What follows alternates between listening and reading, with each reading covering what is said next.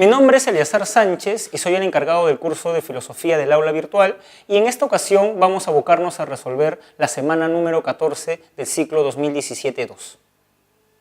La pregunta número 1 dice lo siguiente: relacione las características del conocimiento científico. A ver, como vimos en la teoría, el conocimiento científico tiene la característica de ser objetivo. ¿Qué quiere decir que el conocimiento científico sea objetivo? Que se aboca a la descripción y explicación de un objeto, y si éste se corresponde con las características que posee. Vamos a escribir esto. La descripción y explicación de un objeto. Y es objetivo cuando esta descripción y explicación se corresponde con las características que posee.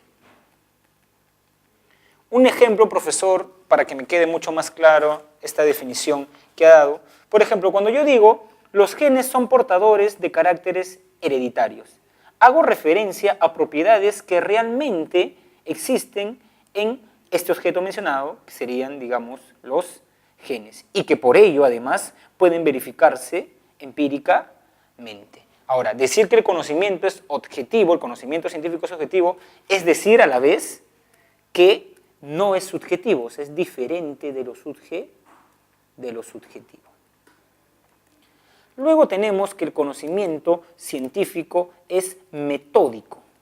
Metódico viene del griego métodos, que significa camino. Entonces, se han servido de este término griego para decir que la ciencia tiene un carácter de ser metódica porque sigue reglas y pasos para solucionar problemas. Y como se dijo en el video de teoría, existen 4 pasos. ¿Los recuerdan? Primero, el primer paso del método científico es el problema. Frente a un problema, yo planteo una hipótesis, luego tengo que corroborar o contrastar la hipótesis y luego, una vez que está contrastada, tengo que analizar los datos y ver si esa ley se condice o no con la teoría. Muy bien. Y finalmente tenemos que el conocimiento es regional. Y eso quiere decir que cualquier ciencia estudia una parte o región de la realidad. Por ejemplo, el biólogo no estudia toda la realidad, estudia un segmento, una región de la realidad, que son los seres vivos. El matemático no estudia toda la realidad, estudia una región, una parte de la realidad, que son los números. A diferencia de la ciencia, recuerden, la filosofía es totalizadora, le interesa toda la realidad. Y esa es la principal distinción, como vimos en el video de teoría, entre ciencia y filosofía. Entonces, explicando muy bien estas 3 características, ahora sí podemos abocarnos a resolver la pregunta 1. El conocimiento es objetivo porque supone la descripción o explicación de un objeto. 1b. El conocimiento es metódico porque sigue reglas y pasos necesarios en la investigación. A. El conocimiento es regional porque estudia una parte o área de la realidad. C. Busquen la alternativa que tenga 1b, 2a y 3c. Y la alternativa correcta es la letra B.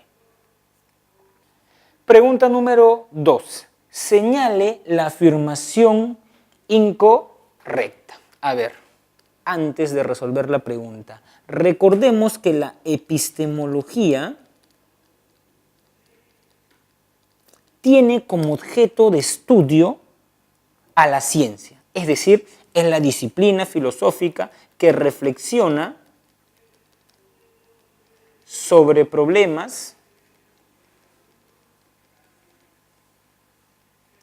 relativos a la ciencia.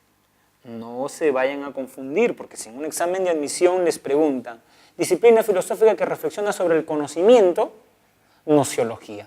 Pero si les preguntan disciplina filosófica que reflexiona sobre el conocimiento científico, sería en ese caso, en este último caso, epistemología.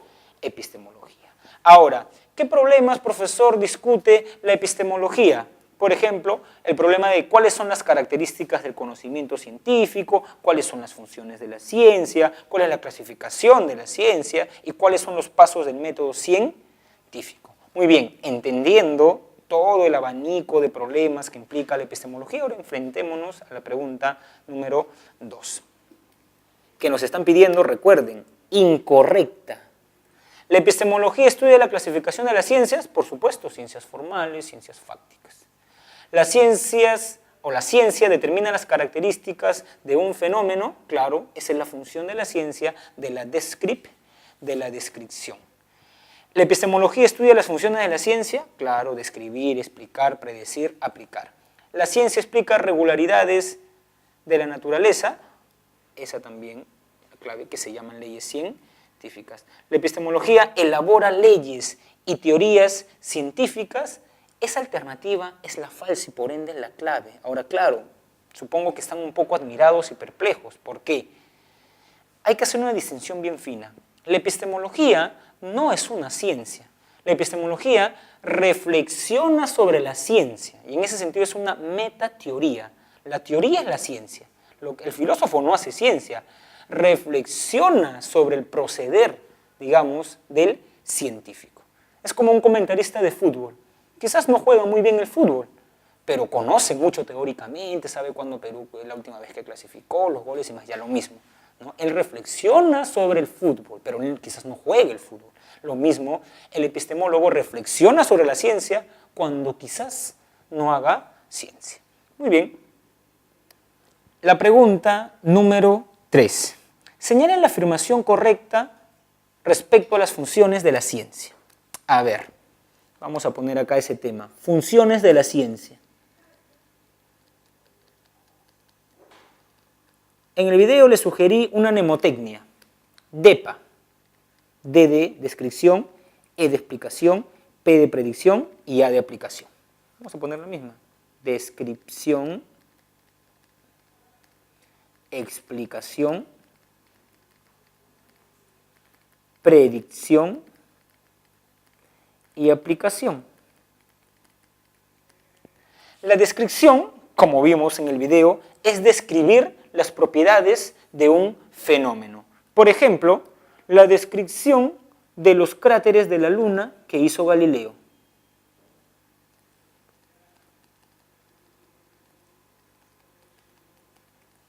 La descripción de las montañas de la Luna que hizo Galileo empleando el telescopio.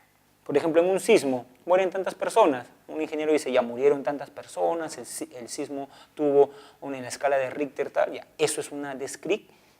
Luego de que yo describo, me voy a preguntar por qué. O sea, voy a explicar las causas que producen tal fenómeno, ¿no? Por ejemplo, cuando yo me pregunto, ¿cuál es la causa de la caída de los cuerpos?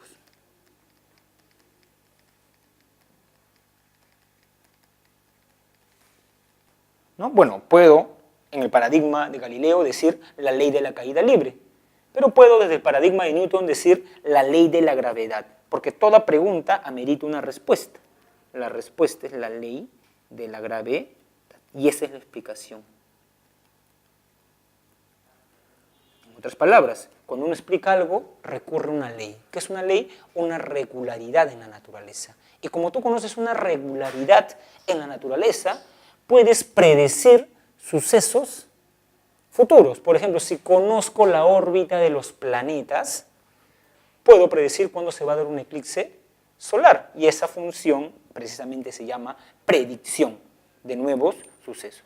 La predicción de un eclipse solar. Y la aplicación, como vimos en la teoría, es aplicar conocimientos teóricos para fines prácticos. Por ejemplo, estudiamos los metales con el fin de usar un metal resistente para construir ciertos tanques, o estudiamos, ¿no?, las partículas subatómicas para construir una bomba atómica, ¿no? Esta función de la aplicación la enuncia muy bien Francis Bacon cuando en los albores de la modernidad dice: saber es poder. Yo conozco sobre ciencia para poder transformar la naturaleza. ¿Y para qué quiero transformar la naturaleza? Para generar objetos que le den un beneficio a la humanidad. Y esto también se llama tecnología, ¿no? Tecnología. Aplicar los conocimientos científicos para generar objetos que nos simplifiquen la vida. Teniendo esta explicación y recordando muy bien cuáles son las funciones de la ciencia, tenemos más herramientas para enfrentarnos a la pregunta número 3.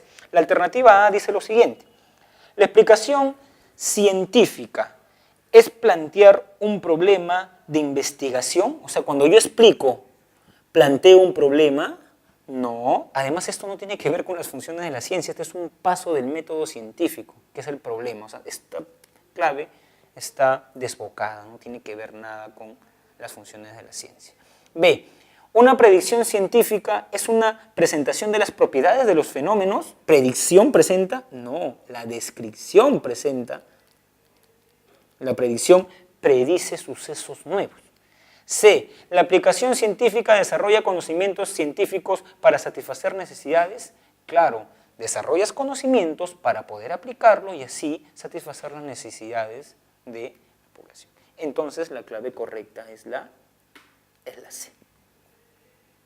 La pregunta número 4 dice o enuncia la siguiente pregunta: ¿a qué función de la ciencia hace alusión la siguiente afirmación?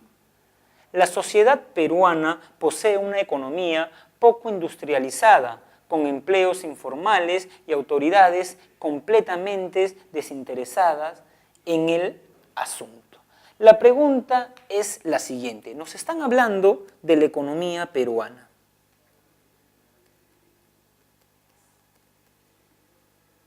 Nosotros nos debemos preguntar: ¿está explicando la economía peruana? O perdón, primero empecemos por, ¿está describiendo la economía peruana?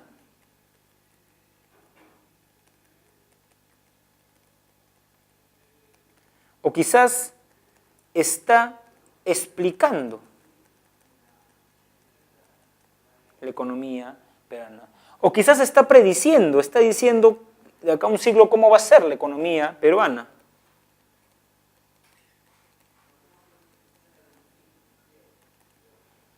O quizás está aplicando, nos está diciendo la teoría de Keynes puede servir, la teoría de Amartya Sen puede servir, ¿no?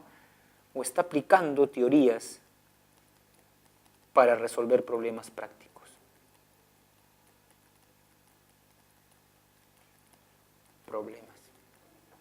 A ver, volvamos a leer entonces la pregunta. ¿A qué función de la ciencia hace alusión la siguiente afirmación? La sociedad peruana es una economía poco industrializada, con empleos informales y autoridades desinteresadas. ¿Qué está haciendo? Muy bien, está describiendo. Entonces, ¿cuál es la alternativa que enuncia esta palabra? Este concepto. La alternativa C. Pregunta número 5. En el estudio de la gravedad, una vez planteada la pregunta por la caída de una manzana, ¿cuál es el siguiente paso a realizar? Esa es una pregunta interesante porque nos enfrenta a un problema concreto, ¿no? Entonces, a ver, en el estudio de la gravedad, una vez planteada la pregunta, esta interrogante hace alusión a los pasos del método científico. Y como vimos en la teoría, ¿no?, el método científico es un conjunto de pasos que se siguen para obtener conocimientos científicos. Entonces vamos a poner el ejemplo con el estudio de la gravedad.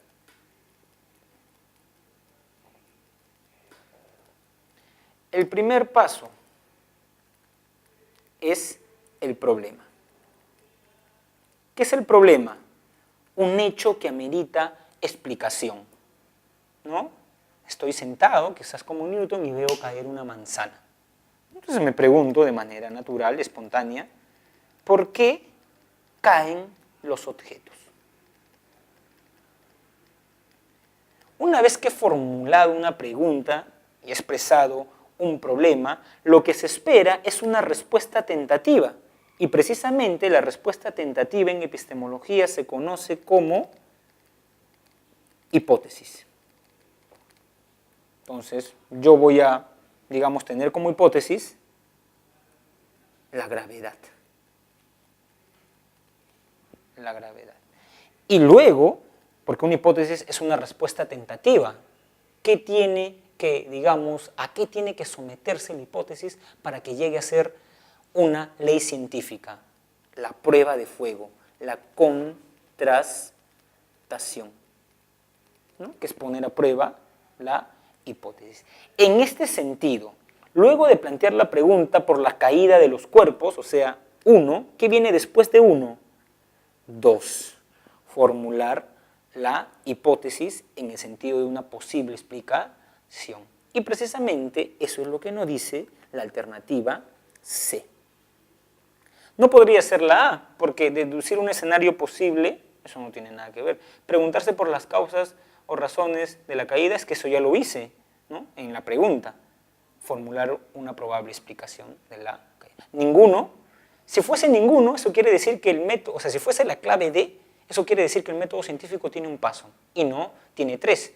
Lo que nos está formulando la pregunta es después del paso 1, problema, que viene el paso número 2, hipótesis. Esta pregunta número 6 nos plantea un tema interesante, la relación entre teoría y ley.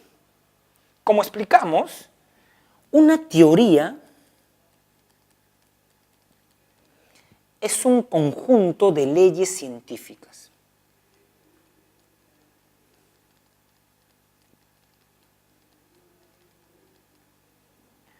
O sea, la relación entre teoría y ley es una relación de todo aparte, ¿no? Un conjunto de leyes científicas es una teoría científica. ¿Y qué es una teoría científica? Un conjunto de leyes científicas. O sea, la teoría tiene un poder explicativo mucho más amplio. Nosotros pusimos en el video, ¿no?, el ejemplo con la teoría de la evolución. La teoría de la evolución tiene varias leyes, como la ley del uso y desuso, la herencia de los caracteres, la supervivencia del más apto. Pero también podemos proponer otro ejemplo. El caso de la teoría de la gravedad. Tiene varias leyes que son las leyes de Kepler. Por ejemplo, ley 1, órbitas elípticas. Ley 2, relación entre la distancia del Sol y la velocidad. Por eso, a modo de conclusión, decimos que la relación entre teoría y ley es una relación de todo aparte. Precisamente por ello, la teoría aborda un campo mucho más amplio que la ley.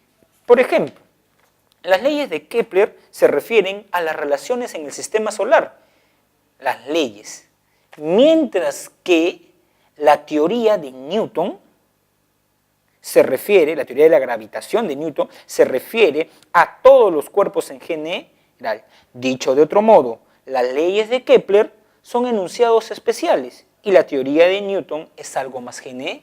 Entonces acá vamos a poner teoría de Newton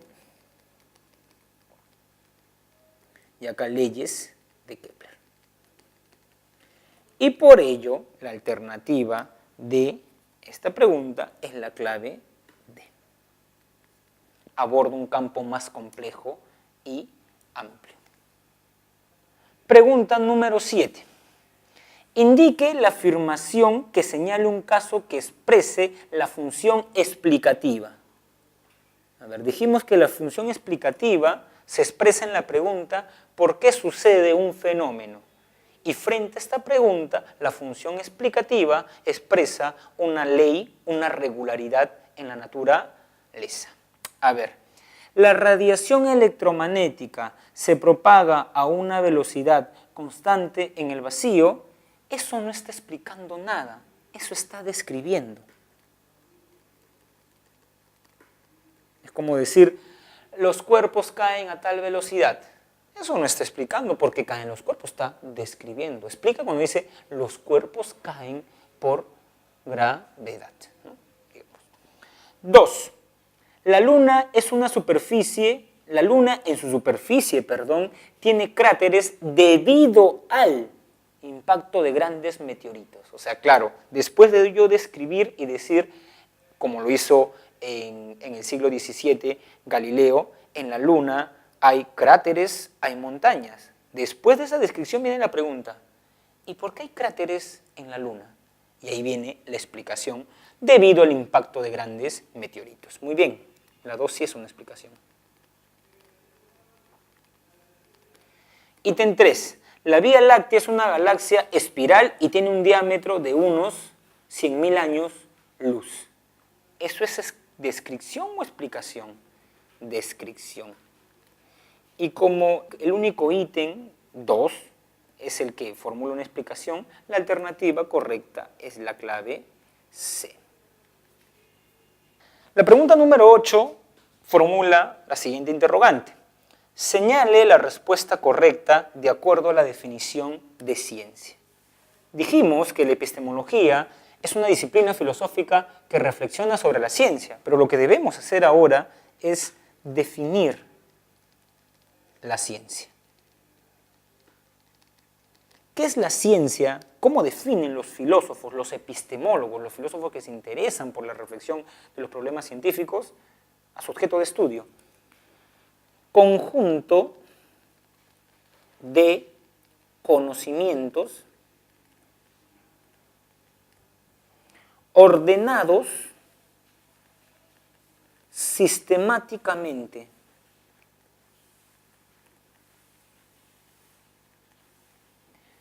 y que nos permite, o que permite, deducir leyes generales, pero que a pesar de ello, y acá viene lo interesante, pero que a pesar de ello es falible y por ende perfectible. A ver, de esta definición, o con esta definición, vamos a resolver la pregunta número 8. ¿Es una gama de conocimientos estructurados sistemáticamente? Perfecto. La ciencia es un conocimiento sistemático. ¿Qué quiere decir que la ciencia sea sistemático? Que es un conjunto de conocimiento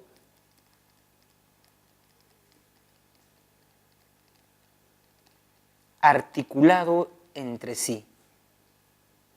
Articulados entre sí.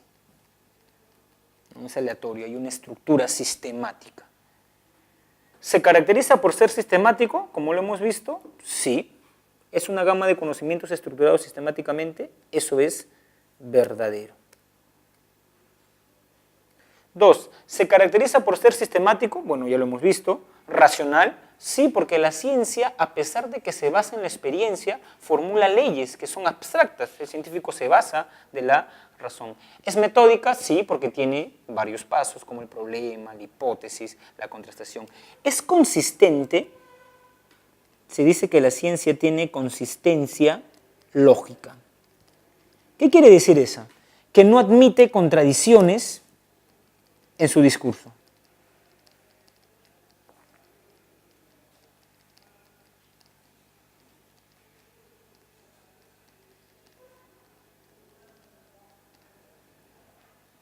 Muy bien, entonces la 2 también es verdadera. 3. Se caracteriza por ser objetivo, demostrativo, infalible y perfectible. Acá está el error. La ciencia es falible, como nos ha demostrado Karl Popper.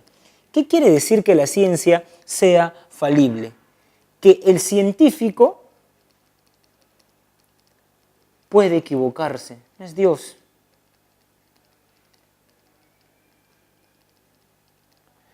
Aunque claro, lo interesante de la ciencia es que posee mecanismos de autocorrección y que estén permanente proceso de autocrítica. Por ello se dice que la ciencia es falible, se puede equivocar, sí, pero también es perfectible porque puede superar sus errores.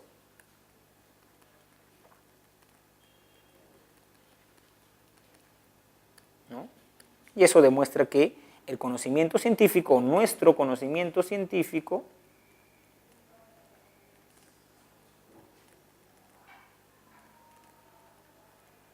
es provisional.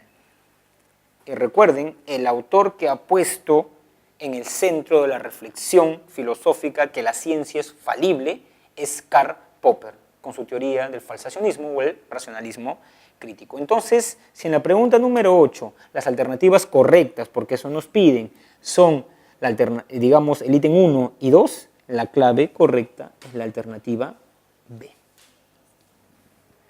Entonces, jóvenes, ahora sí tienen mucho más claro, digamos, los elementos fundamentales de la epistemología, que al igual que la nociología, es una disciplina bastante tocada en los exámenes de admisión, así que mucho cuidado en repasar esta teoría.